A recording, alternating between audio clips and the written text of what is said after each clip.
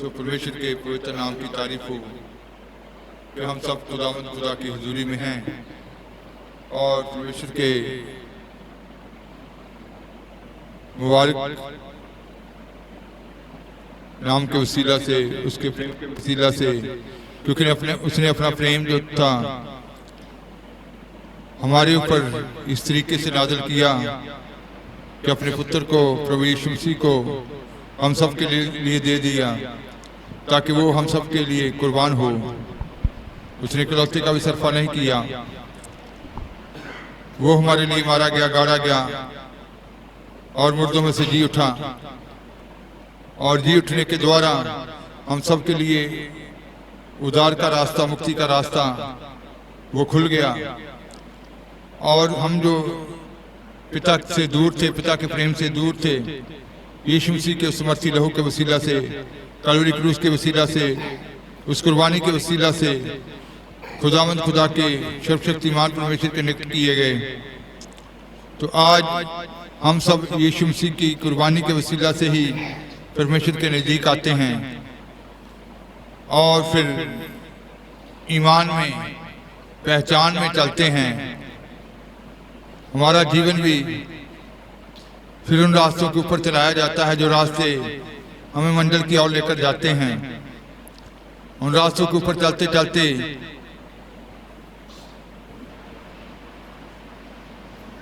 जिंदगी में इंसान बेदलेर भी होते हैं, इंसान चलते चलते कमज़ोर भी होते हैं, लेकिन खुदा का फजल इंसान को संभालता है और उसका रूह उसको दिलेर करता है, उसका वचन उसको दिलेर करता है, शांति में आगे बढ़ने के लिए और ताकत और बल मुहैया करता है।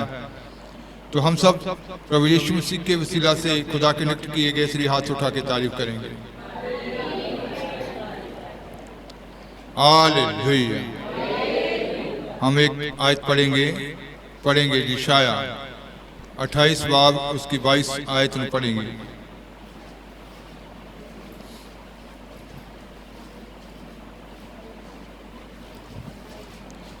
यशाया 28 बाब उसकी 22 आयत। ਹੁਣ ਤੁਸੀਂ ਠੱਠੇ ਨਾ ਕਰੋ, ਮਤੇ ਤੁਹਾਡੇ ਬੰਧਨ ਪੱਕੇ ਹੋ ਜਾਣ,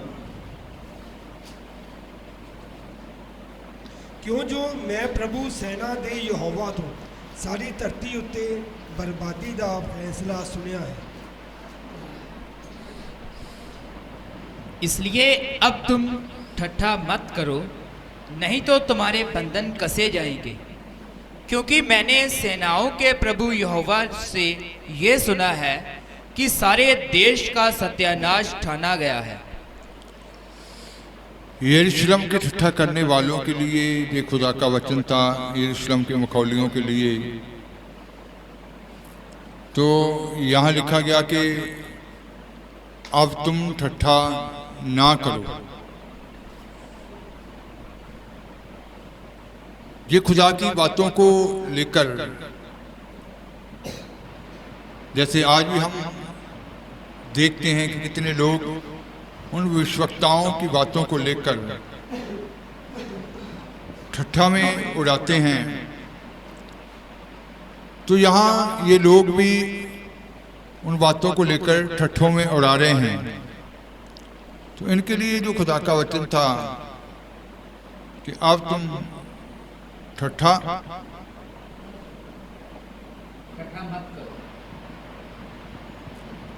मत करो। और आगे, नहीं तो तुम्हारे बंधन कसे जाएंगे, क्योंकि मैंने सेनाओं के प्रभु यहोवा से ये सुना है कि सारे देश का सत्यानाश ठाना गया है।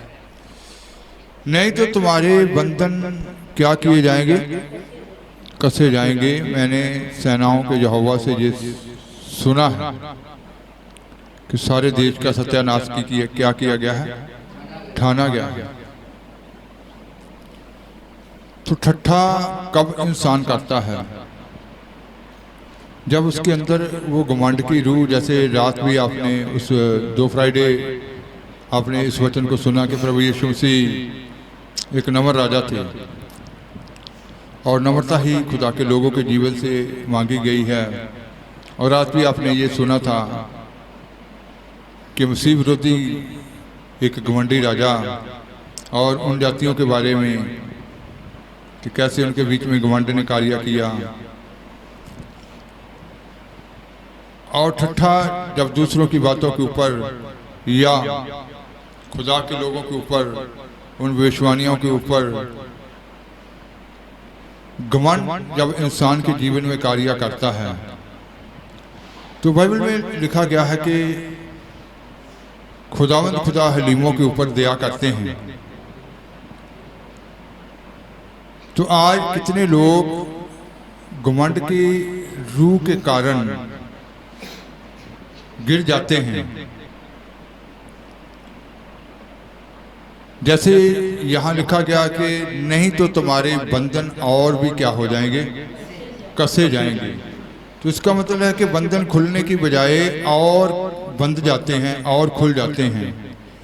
तो कभी भी छट्ठा नहीं करना चाहिए, बल्कि जैसे पहले समयों में जब खुदा के विश्वक्ता लोग खुदा के रूह के वसीला से बोलते थे तो उनके ऊपर विचार विटांदरा किया जाता था। लेकिन यहाँ यरूशलेम के लोग, कुछ लोग ऐसे लोग थे जो उनका ठट्ठा उड़ा रहे थे। तो पहला पत्रस 5:5 में लिखा गया है, पढ़ेंगे।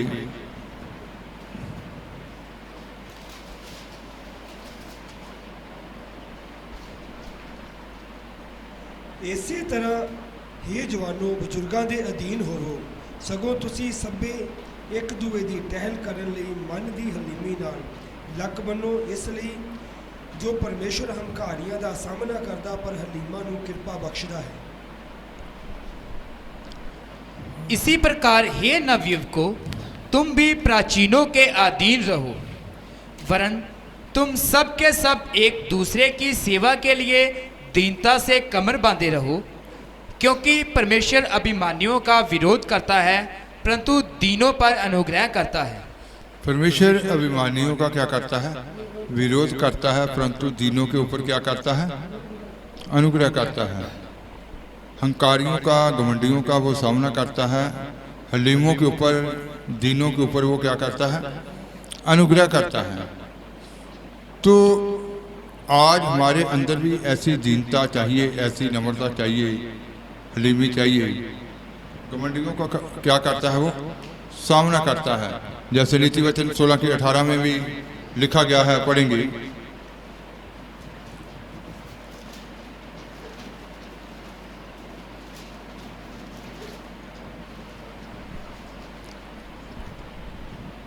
नाश तो पहला हंकार और डिगन तो पहला घमंडी रूह होंगी है।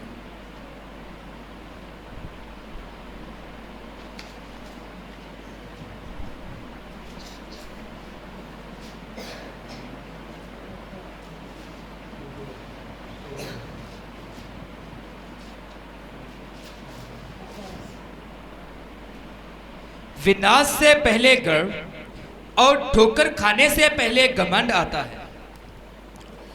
विनाश से पहले गर्व और ठोकर खाने से पहले घमंड आता है। नाश से पहले हंकार और गिरने से पहले घमंड पैदा होता है।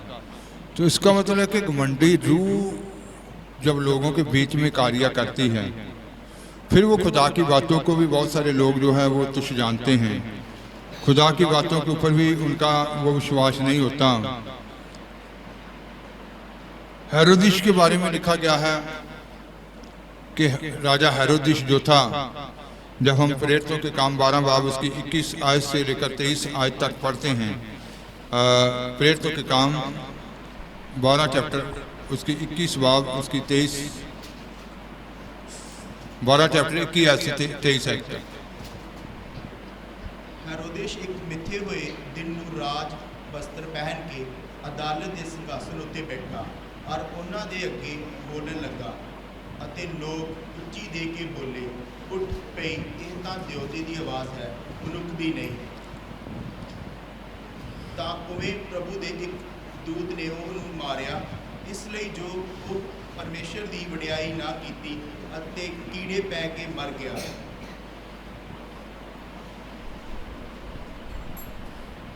ठहराए हुए दिन हेरोदेस राजवस्त्र पहनकर सिंहासन पर बैठा और उनको व्याख्यान देने लगा। तब लोग पुकार आए हुए दिन हेरोदेस वस्त्र पहनकर कहाँ बैठा? सिंहासन के ऊपर बैठा और उनको व्याख्यान देने लगा। तब लोग पुकार उठे, ये तो मनुष्य का नहीं ईश्वर का शब्द है। जब वो उनसे बातें कर रहा था, जब वो उनको संबोधन कर रहा था, तो लोगों ने ऊंची आवाज में पुकार कर क्या कहा? ये तो मनुष्य की आवाज नहीं है, ये जो शब्द है ये इंसान का शब्द नहीं है, ये ईश्वर का शब्द है, ये ईश्वर की आवाज है, ये तो एक कोई देवता है। उसी क्षण प्रभु के एक स्वर्गदूत ने तुरंत उसे मारा, क्योंकि उसने परमेश्वर को महिमा ना दी और वह कीड़े पड़कर मर गया। तो उसी क्षण स्वर्गदूत ने उसको मारा, इसलिए कि उसके जीवन में वो घमंड आ गया, उसके जीवन ने परमेश्वर को महिमा ना दी, परमेश्वर को बुराई ना दी, परमेश्वर की उसने महिमा ना की। दूत ने उसको मारा और वह कीड़े पड़कर क्या हो गया? मर गया। तो इसका मतलब है कि आज कितने लोग जो हैं जब घमंड के बीच में चलते हैं, उसको लोगों के द्वारा उसके जीवन में ये फुलावट आ गई। लोगों ने क्या कहा कि ये तो मनुष्य की आवाज नहीं है, ये किसी देवते की आवाज है, किसी ईश्वर की आवाज है। तो इसका मतलब है कि आज भी लोगों के द्वारा ही, कुछ ऐसी बातों के द्वारा भी इंसान घमंडी हो सकता है, इंसान को घमंड आ सकता है। जैसे खुदा में चलने वाले लोगों के पास कि आप तो बहुत अच्छी दुआ कर लेते हैं, आप तो कितने अच्छे शब्द बोलते हैं, आप तो बहुत रोजे रखते हैं, आपकी तो बहुत खुदा सुनता है, आप तो बहुत जल्द चुने गए हैं, जहाँ बहुत जल्द आपके ऊपर ये कृपा हो गई है। तरह तरह की कुछ भी बातें आ सकती है जिसके द्वारा घमंड इंसान के अंदर क्या हो जाएगा? पैदा हो जाएगा। तो जैसे लिखा गया कि नाश होने से पहले क्या होता है? गर्भ, और गिरने से पहले, ठोकर खाने से पहले घमंडी रूह पैदा हो जाती है। तो घमंड इंसान के अंदर जो पैदा होता है तो वो उसको गिरावट में ले आता है। जैसे आपने रात सुना कि खुदा ने उन स्वर्गदूतों को भी नहीं छोड़ा, क्योंकि लूसीफर जो था उसके अंदर भी वो घमंड ने कार्य किया, और वो बोर का पुत्र, जिसको बोर का तारा, बोर का पुत्र है ना, उसको बारे में कहा गया कि तू कैसे गिर गया, हे बोर के पुत्र, हे बोर के तारे, तू कैसे गिर गया। तो उसने जो घमंड उसके जीवन में कार्य किया। तो आज हमें भी पूरी चौकसी से चलना है। उन यरूशलेम के लोगों ने ठट्ठा करने वाले, यरूशलेम के जो ठट्ठा करने वाले थे, उन लोगों ने जब विश्वानियों के ऊपर उस ठट्ठा किया तो उसने कहा कि कहीं ऐसा ना हो कि तुम्हारे बंधन और भी क्या हो जाएं, मजबूत हो जाएं, कसे जाएं। क्योंकि मैंने खुदा की ये बात सुनी है कि पूरे देश के सत्यानाश के बारे में, कि पूरे देश का सत्यानाश क्या कर लिया गया है? ठान लिया गया है। तो आज ये हेरोदेस जो था, ये भी जब उन्होंने कहा कि ये तो देवते की आवाज है, किसी इंसान की आवाज नहीं है, तो उसने खुदा को महिमा नहीं दी। तो दूत ने उसको लिखा गया मारा, और वो कीड़े पैकर क्या हो गया? मर गया। तो आज आपके जीवन में भी ऐसी स्थितियां आ सकती हैं, ऐसे लोगों से सामना हो सकता है, ऐसे लोग आपके जीवन में प्रवेश कर सकते हैं, जहां ऐसी बातें सुनने को मिल सकती हैं जो आपके अंदर घमंड को पैदा करे, जो आपके अंदर ऊंचेपन को पैदा करे, जो आपकी गिरावट का कारण बन जाए, जो आपके लिए खुदा से दूर करने का कारण बन जाए। क्योंकि कितने लोग ऐसी बातों में आकर खुदा से दूर चले जाते हैं, जब समझ में आती है बात तो फिर कितने वर्ष जो है वो ऐसे ही व्यतीत हो जाते हैं। तो हमें हमेशा दीनता में चलना है। हमारा प्रभु यीशु मसीह जो था वो भी एक नम्र राजा था, और उसने नम्रता का जीवन व्यतीत किया, और हमारे लिए एक उदाहरण, हमारे लिए एक आदर्श बने, हमारे लिए वो एक रास्ता छोड़ दिया। तो हमें भी उस नम्रता को धारण करना है। आप सीख चुके हैं कि प्रभु यीशु मसीह जब इस पृथ्वी के ऊपर थे तो जो विषय प्रचार किए गए उनमें से एक विषय नम्रता का भी था, एक विषय दीनता का भी था, कि अपने आप को नम्रता में लाना और नम्रता में चलना। पौलुस अपने जीवन के बारे में एक तजुर्बा बताते हैं। जब हम गलातियां 6 बाब उसकी 14 आयत पढ़ते हैं तो वहां लिखा गया है, पढ़ेंगे,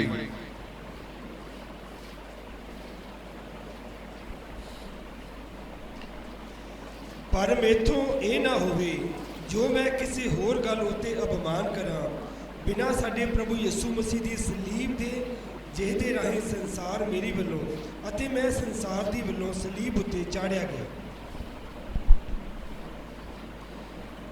पर ऐसा ना हो कि मैं अन्य किसी बात का घमंड करूं, केवल हमारे प्रभु यीशु तो पौलुस मसीह। क्या कहता है कि ऐसा ना हो कि मैं किसी बात का घमंड करूं। अपने जीवन में किसी भी बात का, ना ज्ञान का, ना दवाओं का, ना दुख उठाने का, क्योंकि कितने उसने दुख उठाए थे, है ना। यीशु मसीह को एक बार कोड़े पड़े, कितने कोड़े पड़े थे? 39, है ना, 1 कम 40। और पौलुस को कितनी बार पड़े? पौलुस को कितनी बार पड़े?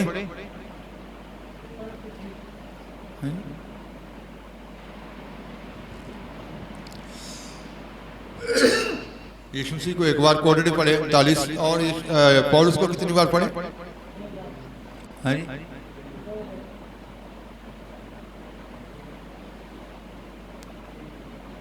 चलो कोई बात नहीं, पढ़ लेना।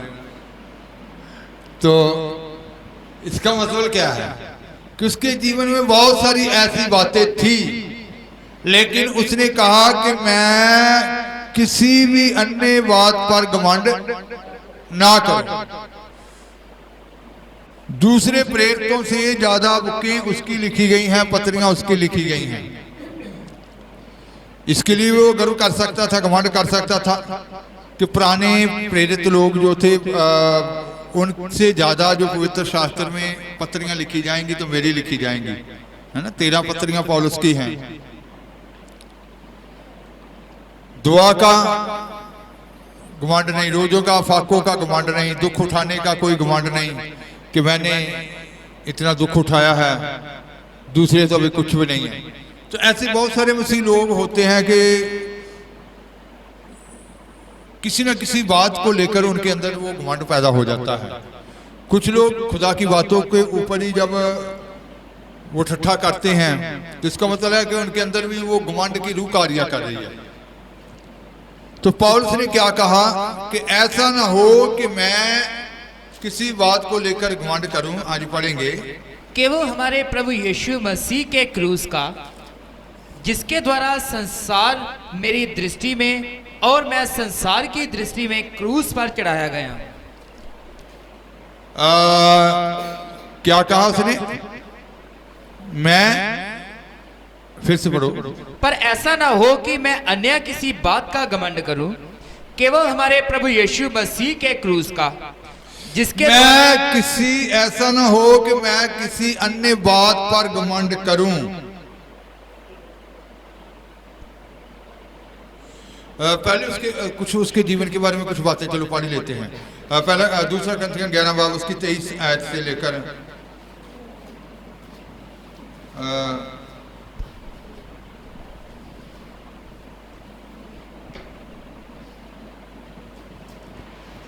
ਉਹ ਮਸੀਹ ਦੇ ਸੇਵਕ ਹਨ।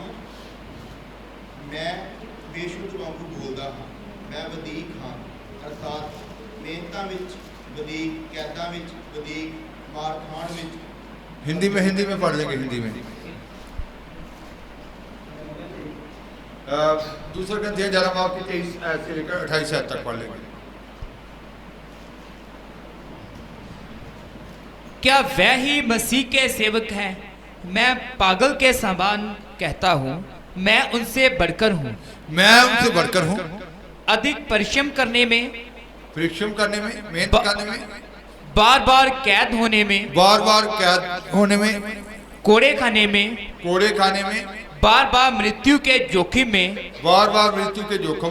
5 बार मैंने यहूदियों के हाथ से 39 कोड़े खाए। कितनी बार कोरड़े खाए? 5 बार। यीशु मसीह को कितनी बार पढ़े थे? 1 बार। पौलुस को कितनी बार पढ़े? 5 बार। और आगे 3 बार मैंने बेते खाई, 3 बार बैंतों की मार खाई उसने, 1 बार मुझ पर पथराव किया गया, 1 बार पथराव किया गया, 3 बार जहाज जिस पर मैं चढ़ा था टूट गया, 3 बार वो सफर करते जिस जहाज के ऊपर वो चढ़ा था वो जहाज ही टूट गया। 1 रात मैंने समुद्र में काटा। हाँ जी। मैं बार बार यात्राओं में, नदियों के जोखिम में, मैं बार बार यात्राओं के जब सफर करता था तो बड़े जोखिम उठाने पड़ते थे सफर में। नदियों के जोखिम में, नदियों के जोखिम में, डाकुओं के जोखिम में, डाकुओं के जोखिम में, कि डाकुओं के द्वारा भी जैसे कोई घेरे में आ जाता है, डाकुओं के जोखिम में, अपने जाति वालों से जोखिम अपनी में, जाति वाले भी उसके पीछे पड़े रहते थे उनके जोखिम से, अन्य जातियों से जोखिम में, दूसरी जो जातियों के जोखिम के द्वारा, नगरों के जोखिम में, नगरों के जोखिम में, जंगल के जोखिमों में, जंगल के जोखिमों में, समुद्र के जोखिमों में, समुद्र के जोखिमों में, झूठे भाइयों के बीच जोखिमों में रहा, झूठे भाइयों के बीच जोखिमों में रहा, परिश्रम और कष्ट में, बार बार जागते रहने में, भूख प्यास में, बार बार जागते रहने में, भूख प्यास में, बार बार उपवास करने में, जाड़े में, उगाड़े रहने में और अन्य बातों को छोड़कर जिनका वर्णन मैं नहीं करता, सब कलीसियाओं की चिंता प्रतिदिन मुझे दबाती हैं। सारी बातों को छोड़कर कहता कि बाकी तो बातें छोड़ो, कहता कि सारी कलीसियाओं की चिंता भी मुझे प्रतिदिन हर रोज क्या करती रहती है, टेंशन बोझ दबाती रहती है कि इनका क्या होगा, कैसे निकलेंगे ये लोग, है ना। जैसे अभी भविष्यवाणियां हो रही हैं कि वो समय कैसा है, कि कितने लोग तुरंत पृथ्वी के ऊपर जब सजा होगी तो कितनी भगदड़ मच जाएगी, तो कैसे लोग वो छुटकारे में आएंगे।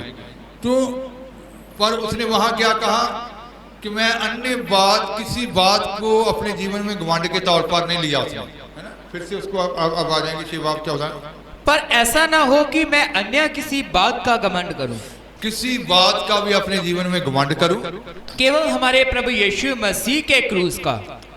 घमंड किसका था? उसका, उसके जीवन में यीशु मसीह के क्रूस का, जिसके द्वारा संसार मेरी दृष्टि में और मैं संसार की दृष्टि में क्रूस पर चढ़ाया गया हूँ, जिसके द्वारा संसार मेरी दृष्टि में और मैं संसार की दृष्टि में क्रूस पर चढ़ाया गया हूं। तो इसका मतलब उसके जीवन में किसका घमंड था? केवल क्रूस का, कि मैं क्रूस पर, है ना। उसने क्या कहा था कि अब मैं नहीं जीवित, मुझ में कौन जीवित है? मसीह, मसीह मुझ में जीवित है। मैं क्या कर दिया गया हूं? क्रूस के ऊपर चढ़ा दिया गया। क्रूस के ऊपर चढ़ा देना पुराना जीवन, वो सारा उसका जो पुराना जीवन था, पुराना नेचर था, पुराना सारा कुछ, क्या मैं नहीं, मुझ में मसीह जीवित है। तो इसका मतलब है कि कितने लोग हैं जो खुदा की बातों को ठट्ठों में उड़ाकर और उनके बंधन क्या हो जाते हैं, बढ़ जाते हैं, लेकिन खुदा हलीमों के ऊपर, नम्र लोगों के ऊपर, दीन लोगों के ऊपर दया करते हैं, अहंकारियों का क्या करते हैं, सामना करते हैं। तो जैसे हमने इन दिनों में रात में सीखने को मिला कि इसका मतलब है कि प्रभु नहीं चाहते कि उसके लोग घमंड के कारण गिराए जाएं, जब घमंड की रूह उनके जीवन में कार्य करे। प्रभु चाहते हैं कि उसके लोग पूरी दीनता में चलें, पूरी नम्रता में चलें और अपने आप को नीवा बनाना, दीनता में लाना, शून्य करना, जैसे यीशु मसीह ने अपने आप को शून्य किया था। यीशु मसीह ने अपने आप को सखना किया था, शून्य किया था। मटका जो होता है, मटके के अंदर जब तक एक मुट्ठी आटा है, समझना इसको, जब तक उसके अंदर एक मुट्ठी आटा है वो बढ़ेगा नहीं।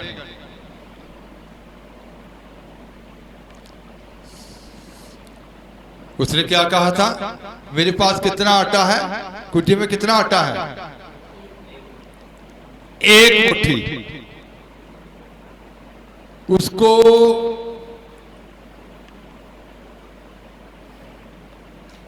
खाली करना है मटके को, समझना है।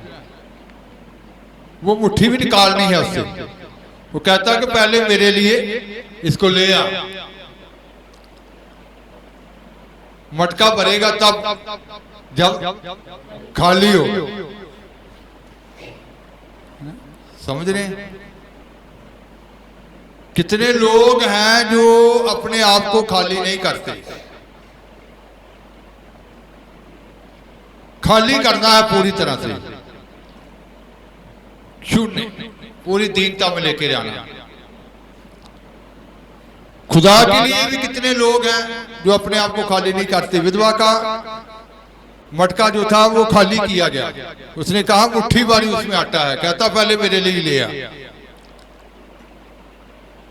जब वो उसने वो पूरा खाली कर दिया तो फिर वो और उसका पूरा घराना, कितने लोग कितने दिनों तक काल के समय में क्या करते गए, खाते गए।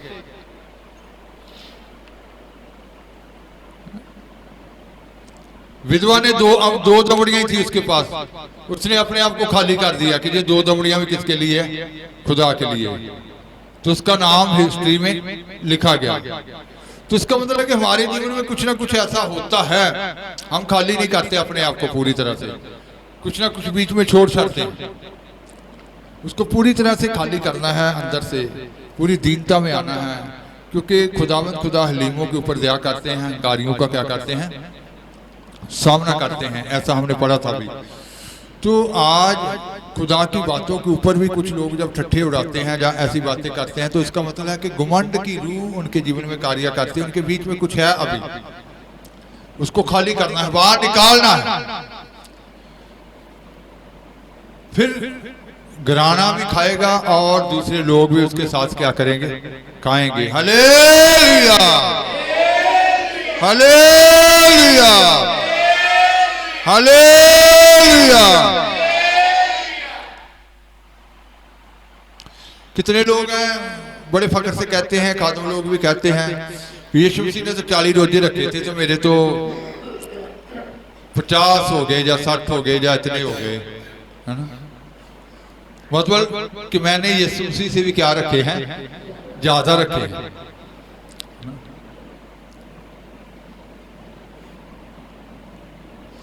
समझ रहे हैं ना? कुछ ना कुछ अंदर होता है जो अभी निकला नहीं है। अंदर किसी बात का भी घमंड नहीं होना चाहिए। दूसरों को हम तुच्छ जानते हैं तो अंदर घमंड की रूह कार्य करती है।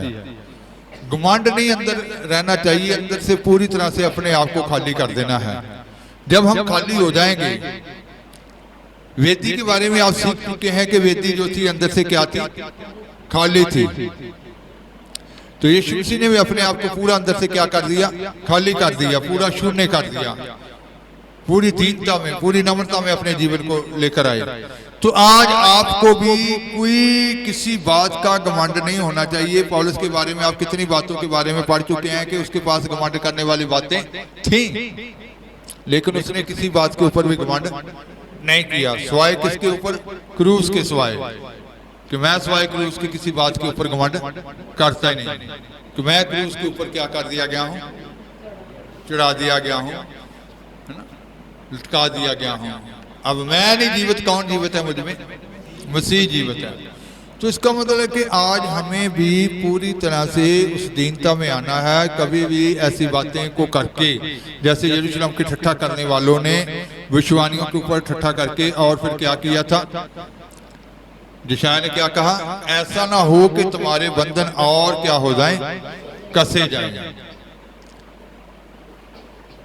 तो पौलुस की तरह गर्व करना है, घमंड करना है, तो क्रूस के ऊपर करना है कि अब मैं नहीं जीवित, मुझ में मसीह जीवित है।